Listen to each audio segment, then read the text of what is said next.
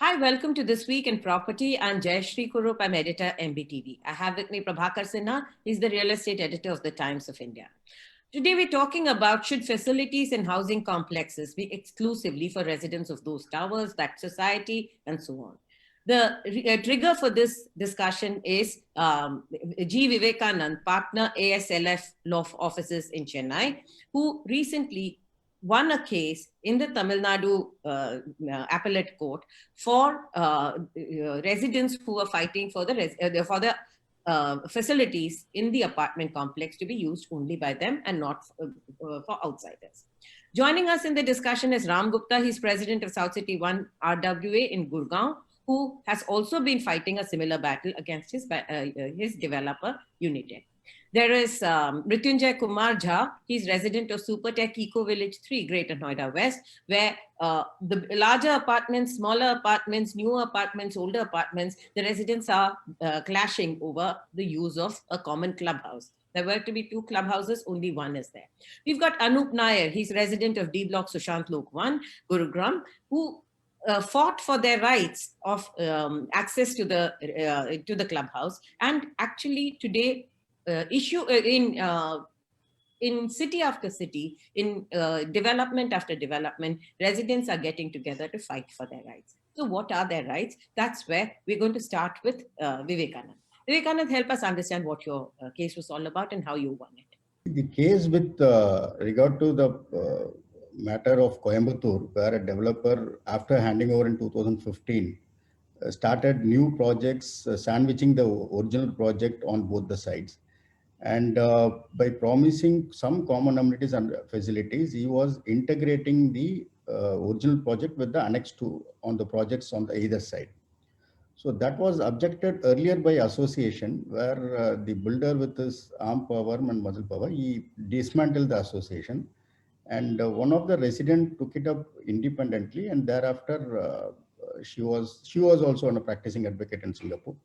So ultimately she approached us and we took the matter, and we said that the integration cannot happen, though the original project may not fall within the ambit of RERA, but the integration cannot happen and they cannot share the common amenities and facilities which is built in the original project.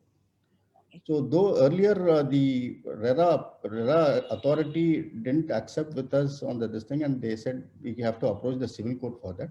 However, we were successful in the Appellate Tribunal, where our contention that though it is not a registered project, still the common amenities cannot be shared with regard to the new projects which is to be launched by the same developer was accepted, and there was a judgment passed by the RERA Appellate Authority saying that you cannot share the common amenities and facilities. You have to go by the plan approval only. There cannot be any violation of the plan approval.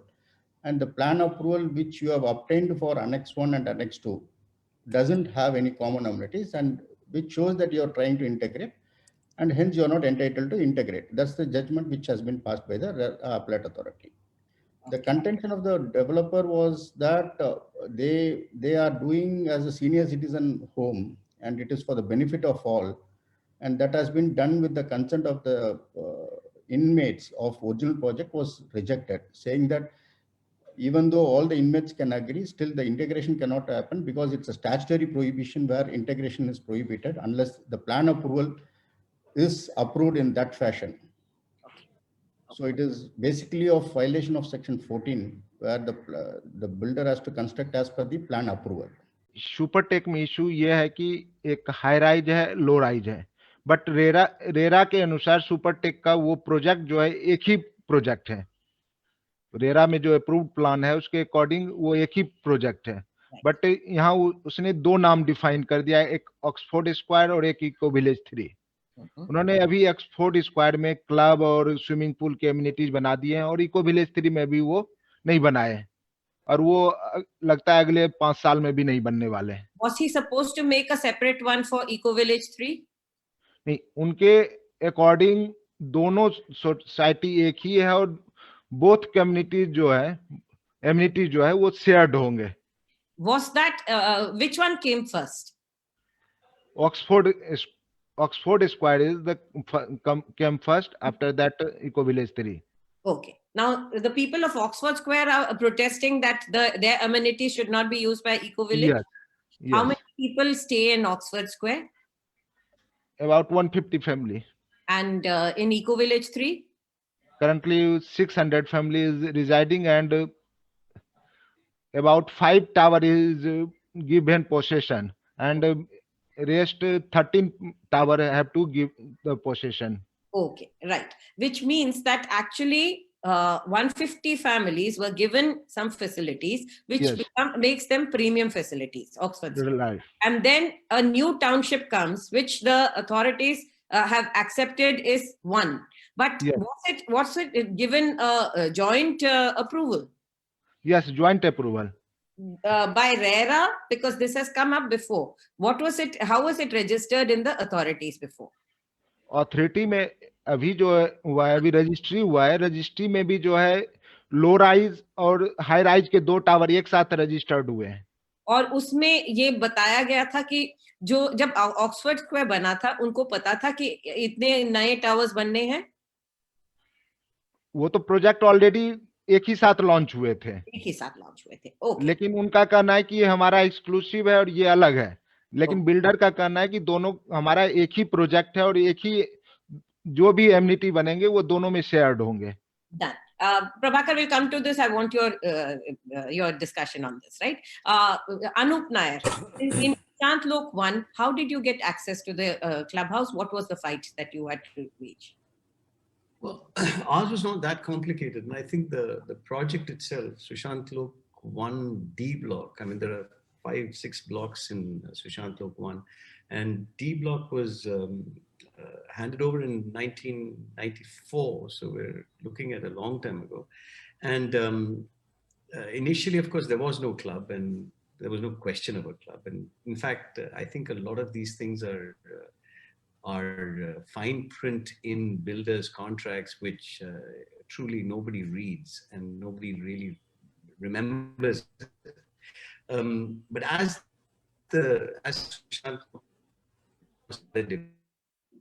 Anup, I think there is some problem with your streaming. Can't hear you. More and more people started moving in, maybe early 2000s. We started talking about, you know, what kind of club, when is our club coming? And then nobody thought about it. Nobody really thought about our rights for a club. A club was eventually built not in the block itself, but across the road outside, still in Sushant Lok, but not in D block. But bear in mind, D block is not a complex, a residential complex. What's happened over the years, as you all know, is blocks of residences have sort of gated themselves and made themselves into a so-called gated colony, and D block is one particular such block which became a gated colony because we had only one access. And then we named it Whispering Meadows. Interestingly, the name Whispering Meadows was not that of the gated colony. It was that of a particular kind of house that was being built on 420 square yards of land.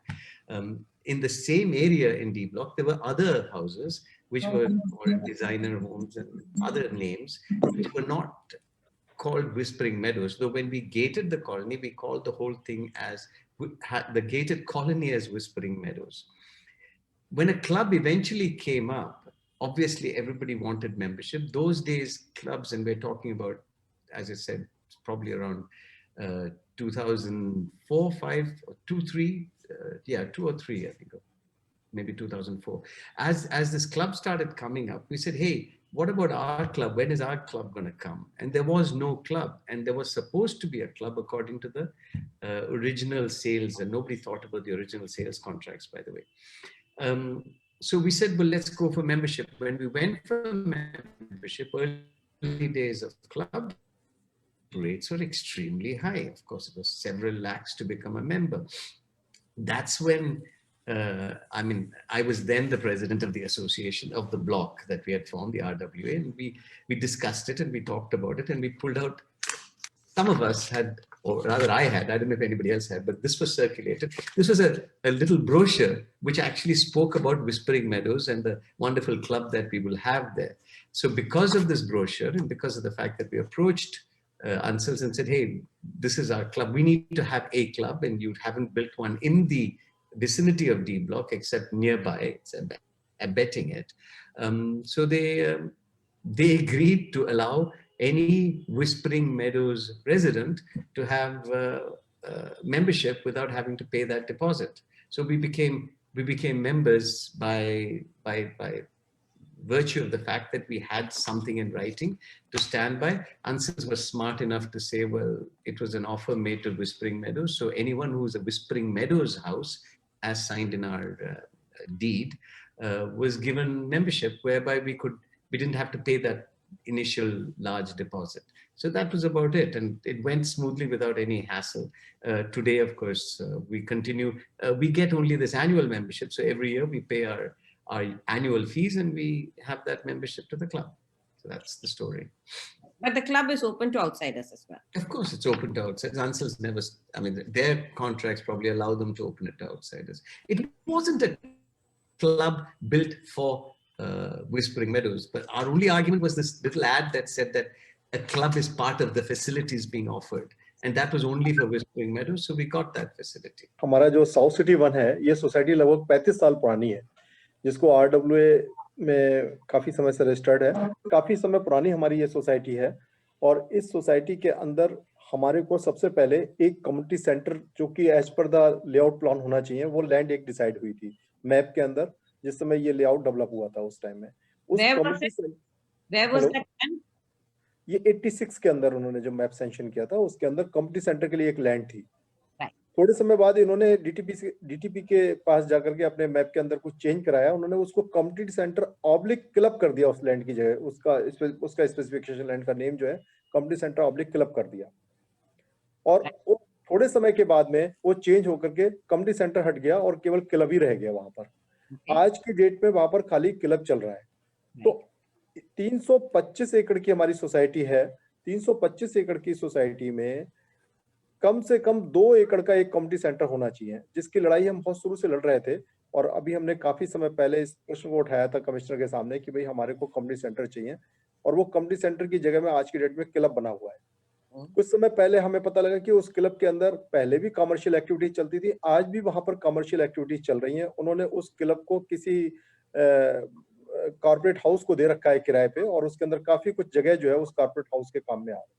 जो club के members हैं उनसे तो वो लेते ही लेते हैं fees, बाकी अगर कोई नया मेंबर जाता है उसके आगे इतना बड़ा डिमांड रख देते हैं कि 1.5 लाख 1 लाख जो भी फीस है वो देनी होगी, जो बड़ा मुश्किल है हर एक आदमी के लिए इमीडिएटली अरेंज कर पाना। तो मेरा सिर्फ यही कहना है कि जो अभी आज की डेट में बड़े बड़े बिल्डर्स ने जो कमिटमेंट कर रखा होता है कि ये फैसिलिटी देंगे, सेम जैसे कि हमारे सुशांत लोग में प्रॉब्लम है, सेम दूसरी जगह प्रॉब्लम है, तो वो फैसिलिटीज को विड्रॉल करने का उनका हक ही नहीं है। वो हमारी जगह है, वो हमारे कम्युनिटी सेंटर की जगह है। वो क्लब उन्होंने हमारे लिए कमिट किया था बनाने के लिए, बट आज की डेट में उस क्लब का कमर्शलाइजेशन हो रहा है, जिसकी हमने इंफॉर्मेशन दे रखी है ऑलरेडी, और शायद मेरे ख्याल से कुछ उसका रिजल्ट निकले, कह नहीं सकते। Prabhakar, your views. Now, particularly for last 20 years, when all these condominiums and this kind of a centers have come up, so now the issue is this, that now all these clubs have become very important. Now, if these clubs have been developed in the FSI of that condominium or of that township, and the FSI belongs to the residents, if it is in that situation, then as per the law, that clubhouse will belong to the residents, and it cannot be converted into a profit center by the developer. Now, tomorrow, when the residents have taken over those clubhouse, and if they want to convert into a profit center to run the condominium or to run the township, that is allowed, but that is also as per the law. They'll have to seek the licenses from the authority to run that as a profit center. But developer running those clubhouse, which has been built on the FSI of the buyers, of the residents, is illegal, is not allowed. Now, the biggest problem in this, Jayashree, is facing these golf clubs. Now, most of the golf clubs which have been used or developed inside the township is under the residents' FSI. But these golf clubs have been utilized by the outsider with the permission of the developer, and developer is developing and using it as a profit center, which is not allowed. But in some cases, the orders have already come and the order have gone in favor of developers. In case of some of the case of DLF also and JP also, which have been developing all this golf clubs. Now, JP Golf Clubs in the JP Green, that is a standalone golf club. That is just as a golf club, it has been developed. But the Vistown Golf Club, I'm told that that is the part of the residents' FSI and it should belong to the residents only. But it is also a profit center. Similarly, in the DLF case also, many of the golf club they have used and they are the profit center for themselves, which is illegal. Similarly, the clubhouse which Sushant Lok has developed, that is outside the FSI of the residents. So that can be used or that can be developed as a profit center by the developer. But in the case of South City Center, which have been developed in the South City Center itself on the FSI of the residents, then I don't think this should be utilized. But the problem is this, that the legal, I believe, because so far I have read the Chandigarh High Court judgment and one Supreme Court judgment has also come on this, and they have categorically specified it, but still the lot of problem is there, and particularly in the last 10 years, Jayashree, when most of these projects are stalled, clubhouse have not been developed, and which have been developed only partly developed, and there because the residents RWA has not been developed so far, not been built, so lot of mess is there, and people are not aware of their rights, and they are not united, so the confusion is confounded completely, and it is a big issue for particularly in the North India and Delhi NCR. In fact, till now, we have only talked about the clubhouses. I'd like to bring in one more issue that Ghaziabad, particularly UP government has taken very seriously. What it has said is that if there is that 5% commercial FSI that is given inside residential complexes, those 5 or 6 shops have to be for the residents and cannot be for outsiders. In which case, many of the developers, especially in Indirapuram, they've opened it out to the public. They've made it facing outwards. And the authorities came in and said that we're going to erect walls in front of it because this was meant for the residents and not for the outsiders. Clearly, it's not only the clubhouses, it is all facilities that utilize the FSI of the township or the developed complex. That should be for the residents. That is how these approvals are given. Vivekanand, would you like to comment on that? See, with regard to clubhouse and other common amenities, there are 2 aspects to it. One is statutory requirement like OSR, roads, and some of, as you said, in some of the bylaws of building rules in Tamil Nadu, we have that they have to provide the convenience stores, all these things. So those are mandatory statutory requirements, which when you get a plan approval, it is mandatory that these things have to be there. For example, you have to reserve 10% of your land area when it is more than 1 acre for OSR, that is parks and other things. Then you have to give a roadways to the back of any landlocked property which is abutting the project lands. All those things are statutory in nature. So those things you have to, there is no alternative for the developer to bypass those statutory requirements, wherein even for some of the building rules in Tamil Nadu, we have that he has to provide a convenience stores for a larger this thing, there must be a school, primary health center, all those things. So those things are statutory, which he cannot bypass. As regards, is it for the consumers only? Is it for the residents only, or can outsiders also use it? That's these will be or for public purpose. It can be for a general public also. See, for example, park, you cannot restrict only to the residents. Right. The purpose of park is that it should be through a thoroughfare where public can also access. But if it is gated? Irrespective of that, sir, the main condition for OSR is that there should be a thoroughfare to the OSR. Wherever you give the OSR, for example, park, there will be a condition that you have to give a thoroughfare to the general public. It is for the public purpose. It cannot be restricted to the residents alone. Right. So interesting. Those are the bylaws and building rules in Tamil Nadu. I'm not sure on the bylaws on Delhi and other aspects, but I'm talking about bylaws in Tamil Nadu. There is a condition that wherever there is a public purpose, it has to have a thoroughfare access to the public. But Convenience stores that use the FSI of the township, does that have to have a thoroughfare clause? The concept of FSI in Tamil Nadu is little different because FSI in Tamil Nadu is based on the entire land, where these are the mandatory aspects. Irrespective of you use FSI or not is not the question. It is whether it is required or not as per law is the question. So irrespective of FSI being used or not, see, for example, I'll put it this way. Clubhouse is a statutory. Some of the development may not be required mandatory clubhouse. Yeah. But still the clubhouse then in those situations becomes a contractual obligation between the residents and the this thing. See, here we cannot go by FSI because, for example, if one person's UDA's FSI is not qualified, still it may have a larger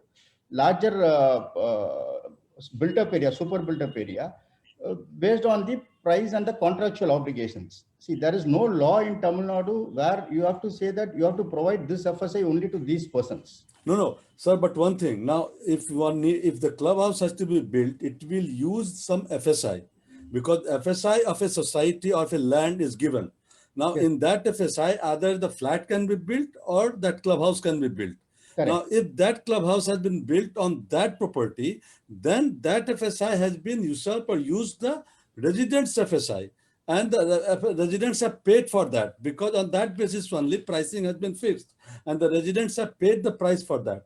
So then the residents claim that once it has been developed, only we will be using it. Now, if the developer has gone outside that project completely and the project has been handed over to the residents, then the residents will manage it and residents will see to it that how that clubhouse has to be used. Now, if they want to use it as a profit center, they can use it. But if they don't want, the residents want to use it for themselves, then it will be continued to use. Outsiders will not be allowed here.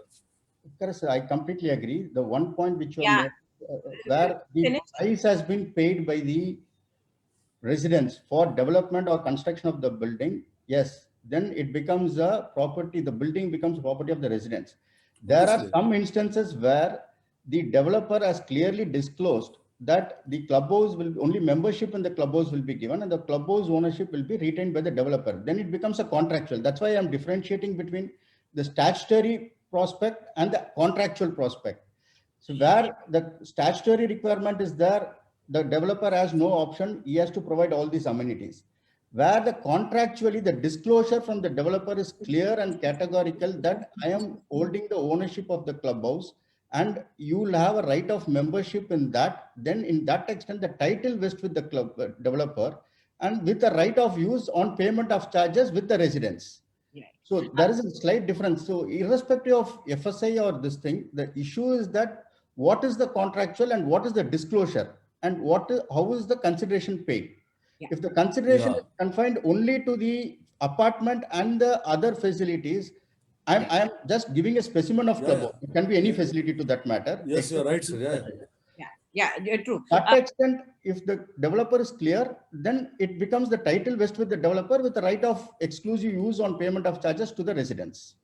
Right. Anup, you had something to say. Yeah, you know, you're speaking about something that is based on I mean, this whole question of FSI. The way I see it, you make laws, and if those laws are not implemented, and if there's no authority that can ensure that those laws are implemented, there's no point in talking about all these things. Even in our case, from what Mr. Vivekanand is saying, that a park is a common public area. Technically, therefore, the park in our block, in D block, is officially then supposed to be used by anybody in public who want to use it, because technically it has not come out of the payment built into the costing of our particular flats. Having said that, there was a plot of land that was meant to be for community purposes, for a school that was, or play school or something like that, in the original plan of this block, which was quietly given away to a temple by the builder.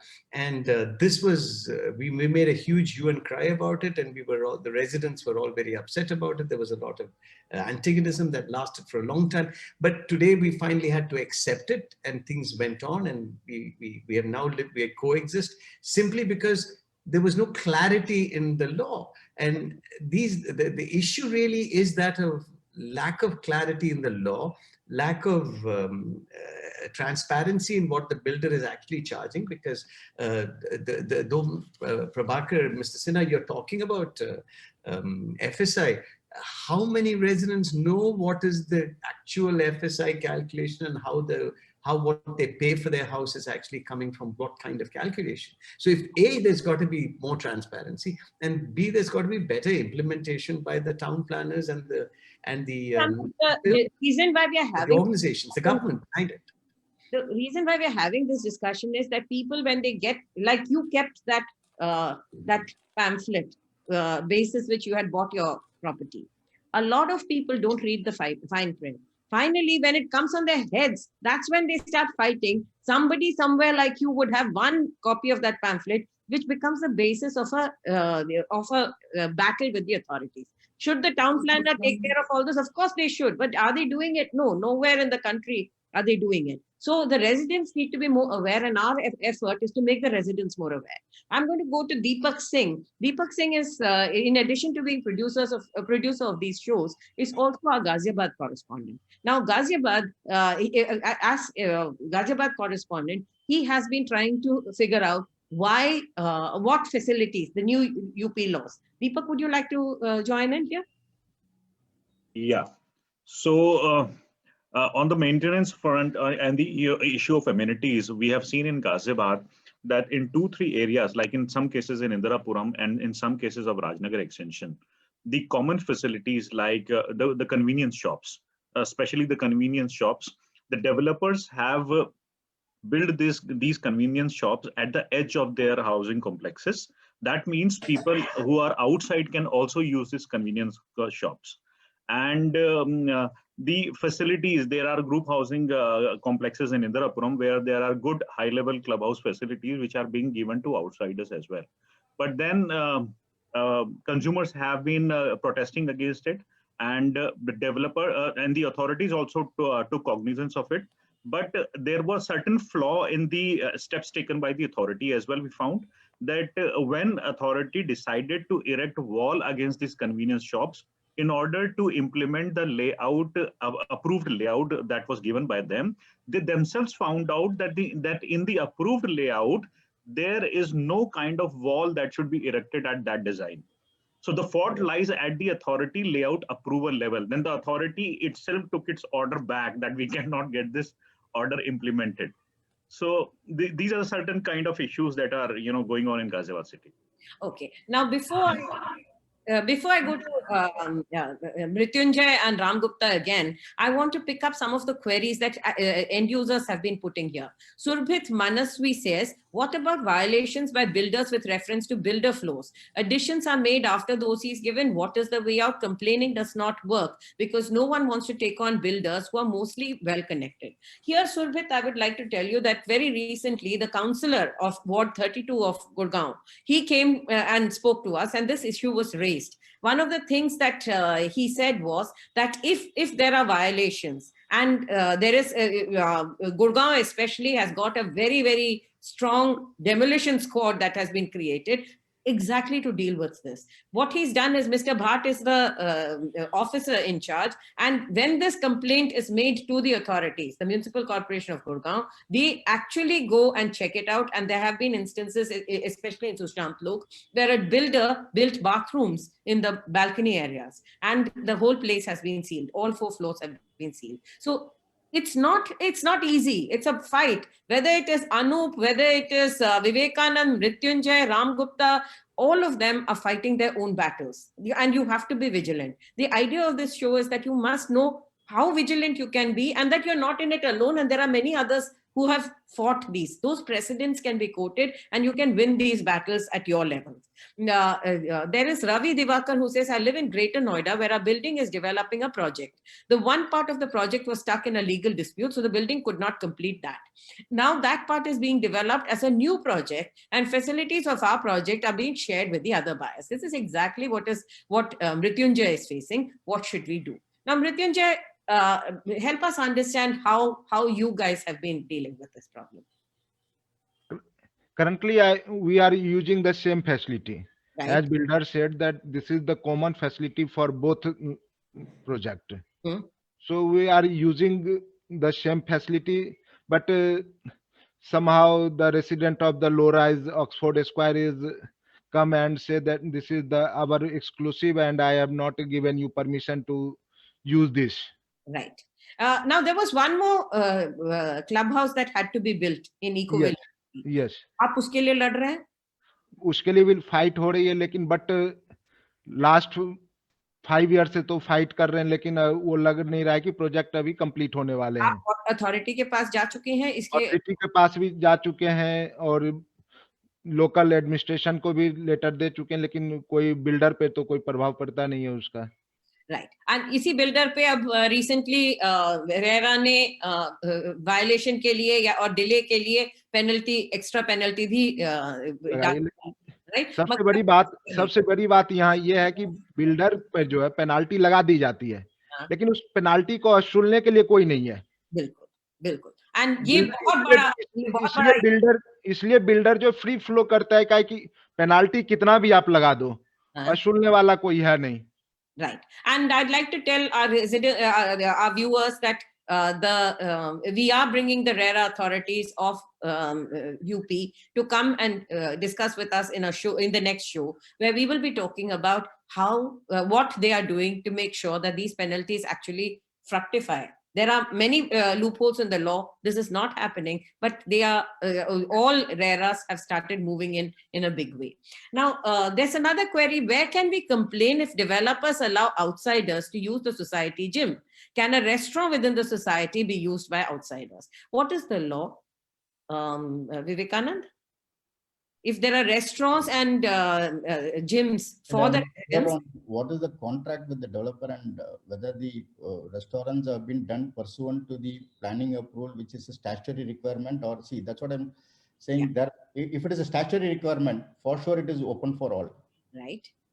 And if it is for contractual obligation where the developer has promised to give it only to the residents, it will belong to the association. Right. Right. It all depends on facts of case and what is the disclosure at the time of launching the project. Yeah. And what is the statutory requirement for that particular project.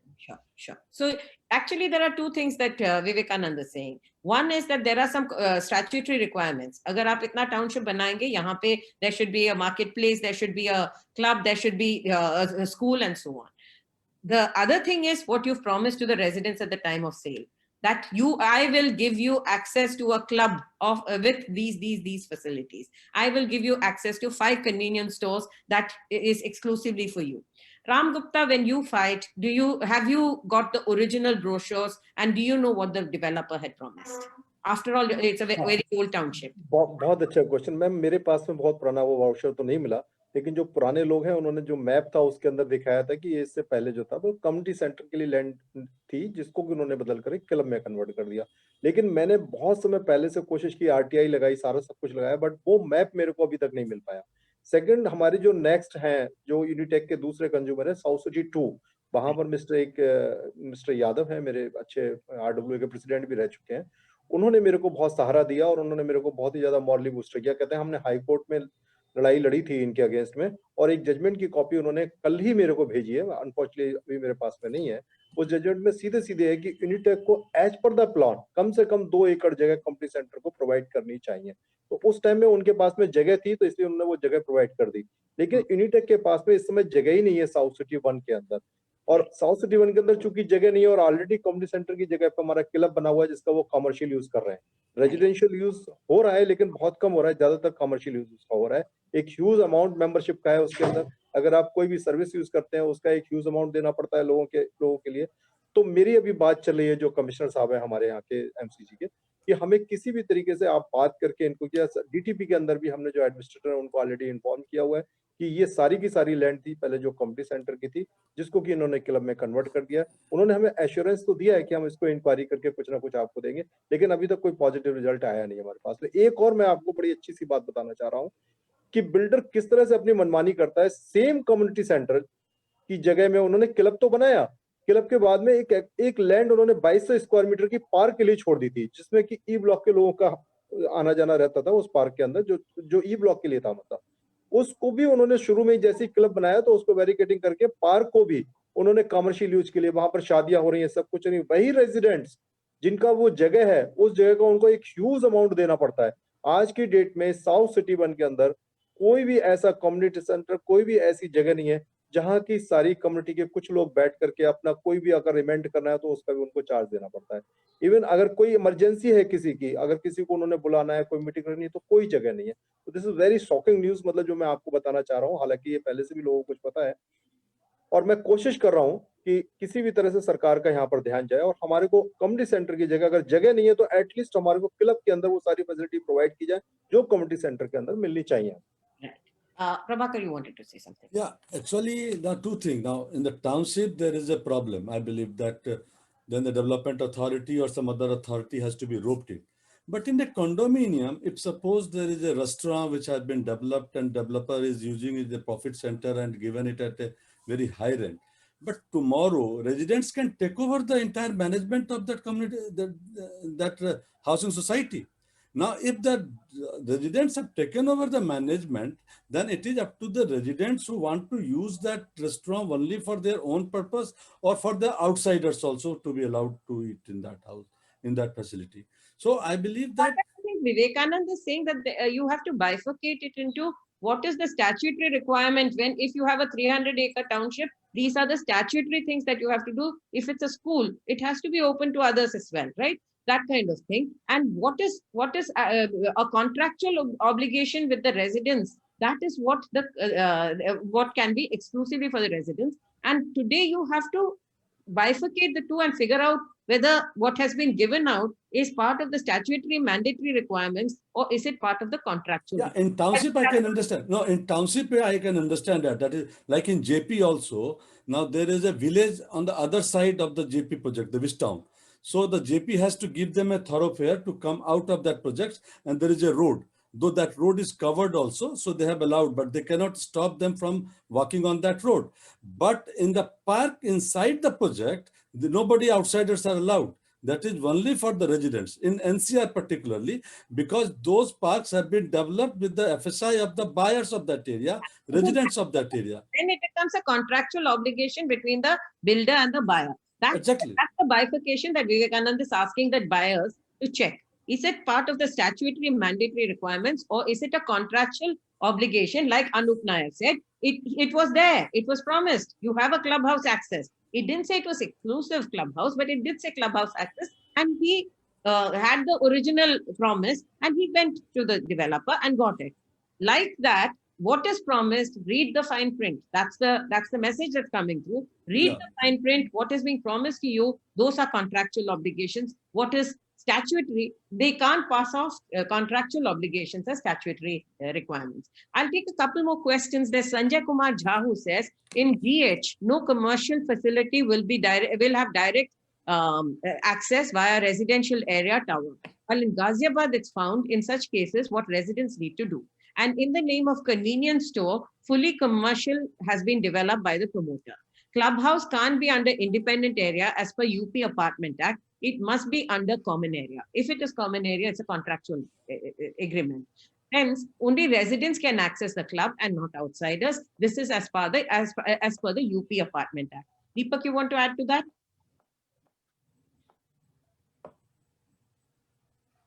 Deepak Singh?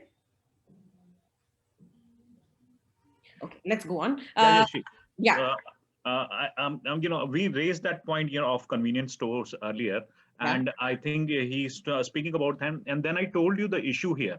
The authority, took cognizance of it, but they themselves found it that in the layout approval, there is no wall available as per the layout. Only a green patch is allowed. That green patch, but has to be restricted for the access given to the outsiders.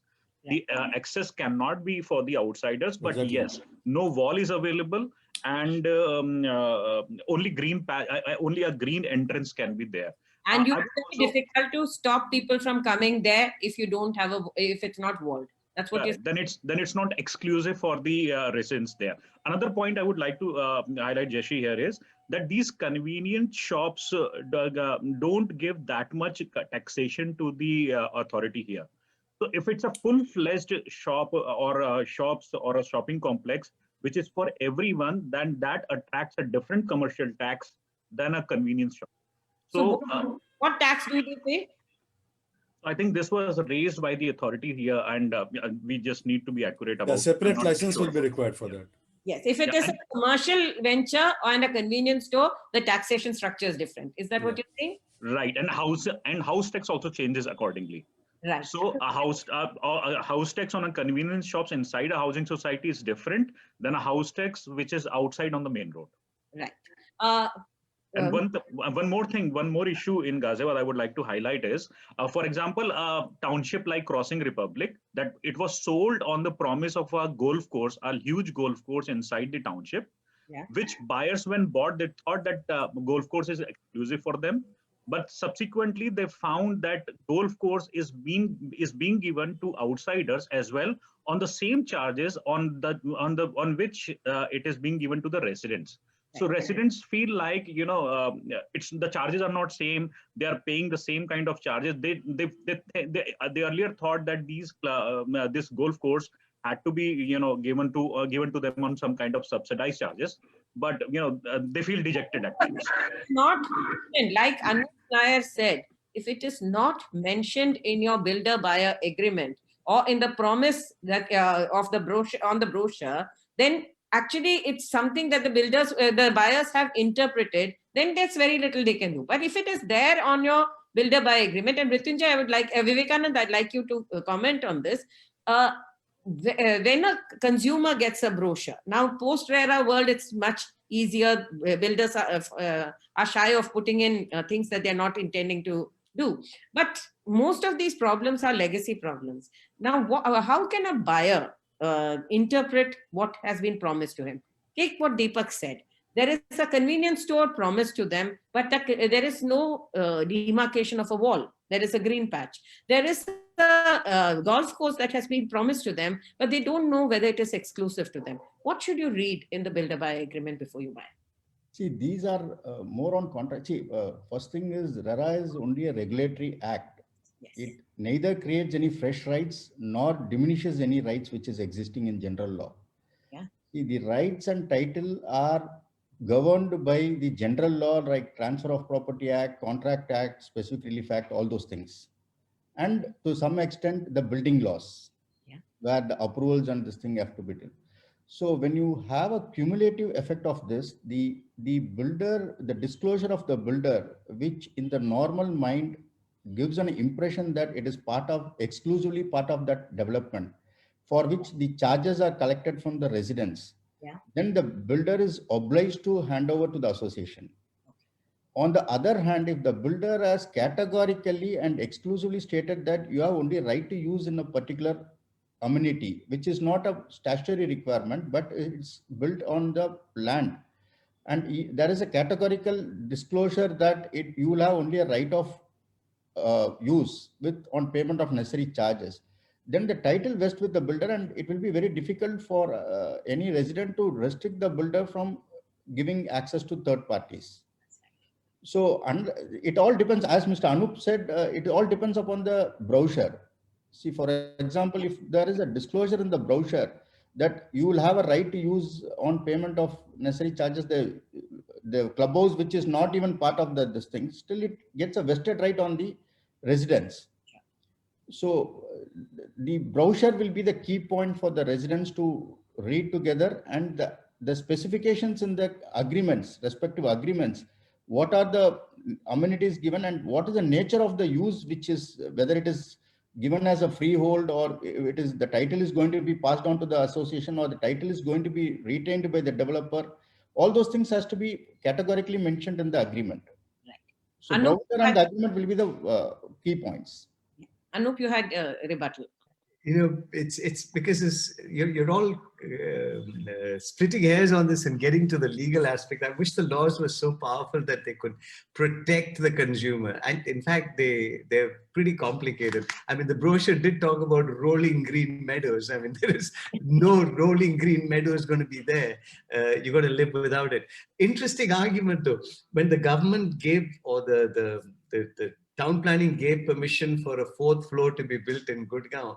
Did the town planning even consider the fact that when you bought these residences, you had a certain right to sunlight? Now, if you build 4 floors in a landed a set of housing complexes that were built with the idea of low-rise housing with 2 floors, and then the government says you can build 4 floors, and that completely takes away your right to sunlight, and you end up with a house without any sunlight. Is that your legal right at all? You could have fought that. We could have fought that in court and taken this probably for the rest of our lives and our next generation. But technically, this is where the problems lie, that when laws are passed and decisions are taken by the government, they do not look at the natural rights of citizens, which is an issue which you might like to even consider. Fighting for legal rights always doesn't take much time. Of course, there are exceptions to it, but I have experience of winning the cases at the earliest and getting the relief for my clients at the earliest also. So it cannot be generalized to say that it is always dragged on this thing. It all depends on some cases. Yes, it is being done. I'm not denying, but it is only an exception, is in my view. And this is where at the RERA, if the RERA authorities are strong, this is something that I expect that should be in the purview of RERA soon. What has happened is RERA is a very new law. It's only 2 years old. And in 2 years, some of the RERAs have done exceptional work. Many of the interpretations have been different, have been very good. But RERA is only for projects that are under construction. That development aspect of RERA still has not. It's Real Estate Regulation and Development Act. The development part of it is yet to start because they're still struggling with the regulation. I expect that in the next 3-4 years, we will see a lot of interpretation, counter interpretations, and it will be sorted. But today, as consumers, you need to be aware of your rights, and the fact that you can at least file your protest. Please don't sit back and say, that's how the developer does it, that's how the authority does it. You have the right to raise your voice, and that there are people who are winning those cases. Here, one of the consumers, Lalit Sharma, has said, can Society RWA give access of Society Gym to outsiders to bring in more revenues? Now, this is an issue, and there's one more query from, I think, Balpreet Kaur, who says, if the residents pay maintenance charges, why should the public be allowed to use the facilities? You are paying a premium for maintenance of that society. Can outsiders come in? Does it compromise your security, whether it is at convenience stores, at gyms, at your clubhouses? If outsiders come, how do you know that you are safe? Because you're leaving your children alone, you're leaving old parents alone. Anybody? So I believe the bylaw is as such, in particularly housing society condominiums, that inside the condominium, nothing can be used for the profit center. It has to be used only for the residents. And if the residents themselves decides, like this mobile tower, which had earlier used to be erected, and then they used to pay heavy rental, say 25,000 to 50,000 rupees per month. But later many residents opposed it, and then they had to withdraw it. Even the housing society were not allowed to erect that. So, but I believe that it should be, in the hand of the housing society residents association, rather than on the builders to use any part of the society as a profit center. And I believe as per the bylaw also, it is not allowed. Anup? I think the solution probably lies in giving power, real power to the Residents Welfare Associations. Exactly. Because when you are legally allowing a Residents Welfare Association to be set up and registered, then you should give certain rights to them and make sure that the job of the authorities is to make sure that the Residents Welfare Association is only following a course of action that's beneficial to its residents, and that should be their job, and not have an authority that does not allow the Residents Welfare Association to function. Right. And so I think the part that I just think that authority should be given. When you give power and give a facility, you should give the authority for that association to function. Yeah, right. Ram Gupta, when Unitech was maintaining the society, Unitech used to collect a maintenance charge. When it went to the MCG, a lot of services moved to the MCG. The residents don't have to pay a maintenance charge except to the authorities for water, power, and the basic civic amenities, right? What happens when such facilities like the clubhouse, the community center and so on, उसका maintenance कौन देता है? Residents जो भी use करता है, वो किसके पास होना चाहिए? नहीं, कायदे में तो जो अभी जो चल रहा है, पहले यूनिटेक जिस तरह से मेंटेनेंस चार्जेस लेते, तो एक बहुत बड़ा एक्चुअली यूनिटेक का जो विश्वास था लोगों से उठ गया, क्योंकि वो मेंटेनेंस चार्ज लेने के बावजूद उनको सर्विस नहीं देते थे। और ये सारी चीजें जब सामने आई, जबकि जीएमडी ने हमारा पानी का कनेक्शन काट दिया और करीब 7 दिन तक हमारा पानी वहां पर नहीं आ पाया, क्योंकि जीएमडी कहता है कि पिछले 10 साल से यूनिटेक ने हमारे को पानी की पेमेंट नहीं पे की है। सेम सिचुएशन इलेक्ट्रिसिटी की है। जब भी हम कोई प्रॉब्लम लेने के लिए जाते हैं, तो वहां पर वो कहते हैं जी यूनिटेक ने कभी आज की डेट में 8 करोड़ रुपए हमारे को देना है, तो हम आपकी सर्विस कैसे प्रोवाइड करें। तो इस सिचुएशन को देखते हुए रेजिडेंट का जो विश्वास था वो बिल्डर से हट गया। सेम सिचुएशन आई थी जिस समय हम आरडब्ल्यू हमने एमसीजी को जब जाकर के बोला कि ये इतना बड़ा अमाउंट है जिसके अंदर अगर हम जाते हैं लोगों से तो शायद वो नहीं दे पाएंगे। तो उन्होंने एक डीपीआर बनाई, सारी डेफिशिएंसी निकाली और उसके बाद धीरे धीरे करके एमसीजी ने उसको टेक ओवर किया। पिछले 2 साल के अंदर एमसीजी ने काफी कुछ किया है जो यूनिटेक ने पिछले 20 साल में भी नहीं किया था। आज की डेट में काफी इंफ्रास्ट्रक्चर से रिलेटेड प्रॉब्लम्स हैं, उसको हमारे एमसीजी ने सॉल्व किया है। लेकिन जितनी भी सॉफ्ट सर्विसेज हैं, लाइक हमारा सिक्योरिटी है, लाइक हमारा क्लब है, क्योंकि क्लब तो हमारे पास में है ही नहीं, अभी तक उन्होंने क्लब का चार्ज हमारे को किसी को नहीं दिया, क्योंकि क्लब को वो कमर्शियल यूज में भी कर रहे हैं और रेजिडेंट से काफी ज्यादा पैसा लेते हैं अगर वो अपनी रिक्वायरमेंट के हिसाब से वहां पर सर्विस लेना चाहते हैं। तो इसकी लड़ाई हमारी क्लब की चल रही है। पैरेलली हम चाह रहे हैं कि रेजिडेंट अपना एक ग्रुप बनाएं और उस ग्रुप के अंदर वो सारा सर्विसेज वगैरह अपने पेमेंट करें और उसके according services, like soft services हैं जितनी भी मेंटेनेंस की है या और कोई भी सर्विसेज हैं उनको वो ले, तो वो आरडब्ल्यू ही आगे चल करके उसको लेगी और वही उसको कर पाएगी, क्योंकि यूनिटेक का तो भरोसा खत्म हो चुका है आरडब्ल्यू से। लेकिन एट प्रेजेंट अभी स्विच ओवर में है, क्योंकि यूनिटेक से हटके गए हम, अभी एमसीजी ले रही है। तो जो सर्विसेज एमसीजी ले रही है उसके बाद जो सर्विसेज बचेंगे उसका आरडब्ल्यू खुद ही उसको हैंडल करेगी। ये आगे का प्लान है। जैसे कोई क्लब है, क्लब का ऑलरेडी तो हमने चार्ज पे कर दिया है कि क्लब चार्ज हमसे लिया जाता है, और उसका एक मंथ जब क्लब चार्ज हम क्लब यूज करते हैं तो उसका भी एक चार्ज लिया जाता है फिर से, और मंथली भी चार्ज लिया जाता है। क्या ये लीगली सही है या नहीं है, इसके लिए मुझे थोड़ा सा नॉलेज चाहिए। Vivekanand, would you like me to tell you what the question was? Sure. What he's saying is that they have to pay a maintenance charge and they have to pay additional charges as well monthly. Is this legal?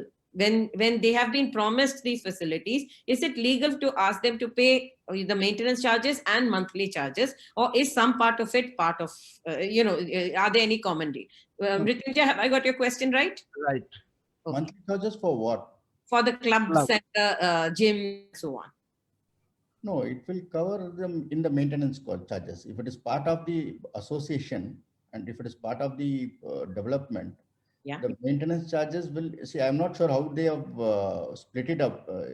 It is part of the maintenance charges, irrespective of, see, if it is, there are 2 ways to charge it. One, certain places they charge on unit basis, certain places they charge on square feet basis. Okay. So it is part of common pooling of and maintenance of the. जैसा कि यहाँ के NCR में सब जगह यही कर रहे हैं कि जैसे 2 लाख 3 लाख रुपया जब हम बुकिंग करते हैं अपना घर फ्लैट, तो वो 3 लाख रुपया 2 लाख रुपया क्लब के लिए लेते हैं, एक्सक्लूसिवली क्लब के लिए आपको 2 लाख देना है। उसके बाद जब घर फ्लैट मिलता है उसके बाद वो पर मंथ मेंटेनेंस चार्ज तो दे ही रहे हैं। क्लब अगर हम यूज करते हैं तो उसका पर मंथ चार्ज देना पड़ता है, प्लस अगर हम किसी ओकेजन के लिए चाहे कोई फंक्शन के लिए क्लब बुक करते हैं हॉल वगैरह, तो उसका एक अलग चार्ज देना पड़ता है। Mrityunjay, if I may say so, isn't that if your contract says that you're being given a club membership charge, then it is the membership charge that you're getting free. I mean, that's included, sorry, that's a membership charge. But if there is a running charge, that's a different charge, isn't it? That's the case that came up with us. The only thing we could fight for because of our contract was that the membership charge was included. Vidya Gogi, who says, in Bangalore, we are increasingly noticing and hearing that clubhouses for large projects are not exclusive to residents. They have to pay for the membership, and it's also open to outsiders. Since these are initial phases of new projects, once complete and occupied, that's when residents may wake up. And this is true. This is exactly what's happening in Supertech. What is the right status of these clubhouses? Some such are being built on CA sites and also on short or long lease. What happens post lease period is over? Who will it belong to and how? Vivekanand, would you like to tell us? If it is built on the lease land, then the building may belong to the who has constructed by investing money, and the land may belong to the owner of the land. Yeah. So, and earlier there was a law in Tamil Nadu where the building owner had the option of buying out the land, but now after 1983 that has been repealed now.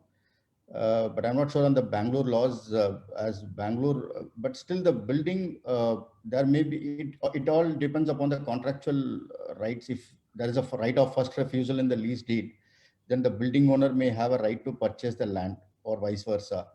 And end of the day, if the contract permits the landowner to buy the building, end of the day, on termination of the lease, the contractual obligations have to be fulfilled as per the contract. It is purely on contractual. It cannot be on general advice. It is case-to-case basis. Right.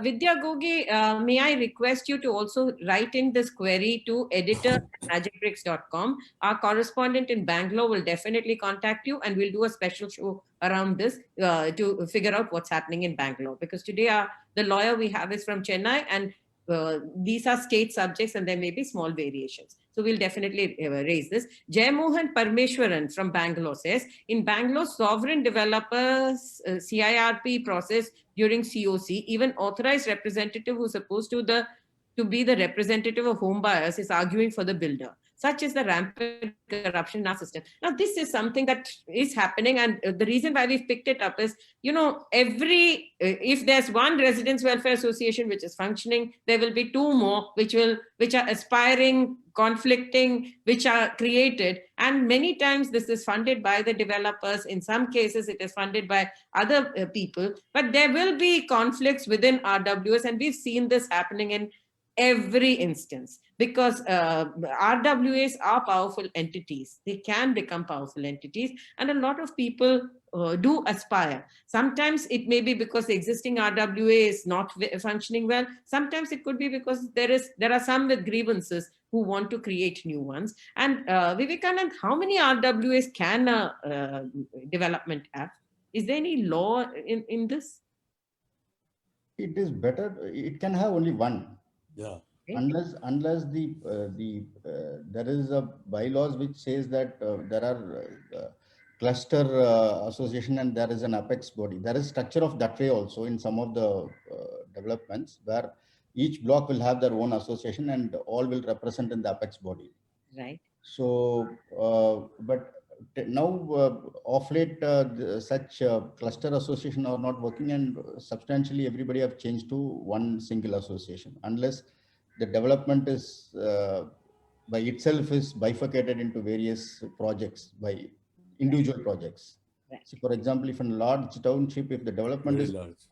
very large, if the development itself is bifurcated into different individual projects, then there may be a multiple association. But otherwise, the general practice is to have one association.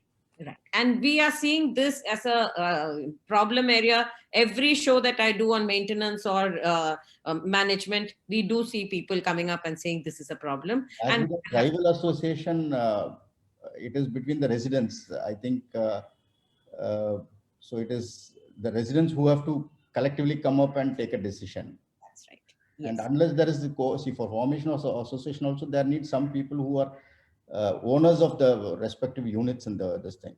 Right. So rival associations is between two residents, so which is unless they unite, we cannot help on. That's why you have a registrar of societies to control these things and make sure it runs efficiently. Umesh Jagannath says, if anyone wants to buy an apartment unit or a villa, what are the things that one has to check for perfection, legal clearance before buying the same? Is there any regulator or agency which can verify everything for its correctness so that there are no problems or issues that arise later. Vivekanand?